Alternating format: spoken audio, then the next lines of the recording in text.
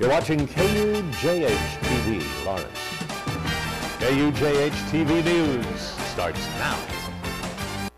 Good afternoon, I'm Katasha Kumar and you're watching KUJH-TV News. With Halloween around the corner, we're reminded it's not just a holiday for children. Student union activities kicked off the Halloween celebrations by showing the cult classic, The Rocky Horror Picture Show, late last night at the Kansas Union. SUA provided students with costumes, props, and various items to throw at the screen. This interactive musical encourages fans to participate. A costume contest, trivia, and the infamous time warp dance-off before the film got audience members involved. Fans showed up and packed the house in the ballroom on the 5th floor of the Union for this longest-running theatrical release in film history. Sophomore Carly Bosemeyer participated in the costume contest and was excited about the night's events. It's just a multitude of things. One, there's the time warp. Two, there's just the craziness of everything and just, I don't know where to begin. I just love it all. If you missed the SUA showing, Liberty Hall is screening the film tomorrow night at 11:30. While some people are amping up for Halloween weekend, others prepare for another upcoming holiday. Day of the Dead, or Dia de los Muertos, is a Mexican holiday celebrated the first 2 days of November to commemorate loved ones who have passed away. Today through December 23rd, the Watkins Community Museum of History will feature pieces from the Spencer Museum of Art in an exhibit titled Living Memories Celebrating the Day of the Dead. The exhibit, located at 11th and Mass Street, opens at 5 p.m. and is free to the public. Live music and art projects for kids will be provided. We'll have more on this story today at 4.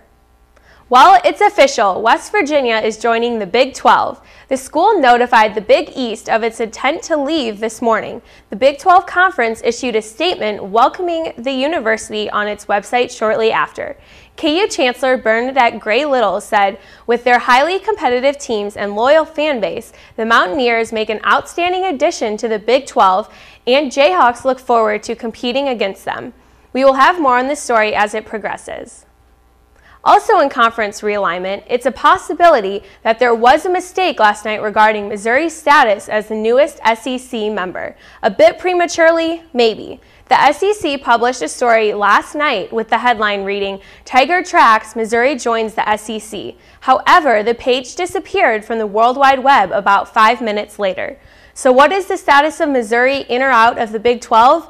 Tune in today at Sports at 4 for more on this coverage. Coming up after the break, the popular $1 rental kiosks will be getting more expensive. Stay tuned to find out how much you'll be paying for Redbox movies.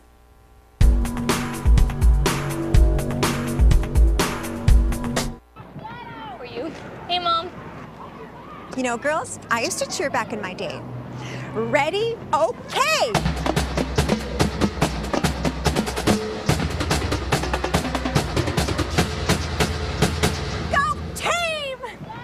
That was amazing, amazing, amazing. Mom, that was amazing. You don't have to be perfect to be a perfect parent. There are thousands of siblings in foster care who'll take you just as you are.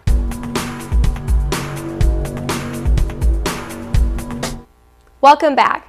Police shot an armed Bosnian after he fired at the U.S. Embassy in Bosnia. The U.S. State Department said local police shot and killed the gunman, but local authorities are reporting the gunman was wounded. Several of the gunman's shots hit the embassy wall. The gunman also shot a police officer. Redbox is following Netflix's example and raising its daily fees. It used to cost only $1 to pick up a DVD at the kiosk. Now it will cost you $1.20. Redbox says it had to raise its prices in part because of higher debit card fees. It says it's not charging more for Blu-ray movies and video game rentals. The 6 surviving exotic animals from last week's episode in Ohio will not be returned to the widow of the man who set them free, then ended up killing himself. You remember, last week, Terry Thompson set free 56 exotic animals, including lions, tigers, leopards, and grizzly bears, before turning a gun on himself. Authorities were forced to kill most of the remaining animals. Now Thompson's widow wants the remaining 6. But the government said no. The Ohio Department of Agriculture issues a quarantine order on the animals, and they will remain at the Columbus Zoo.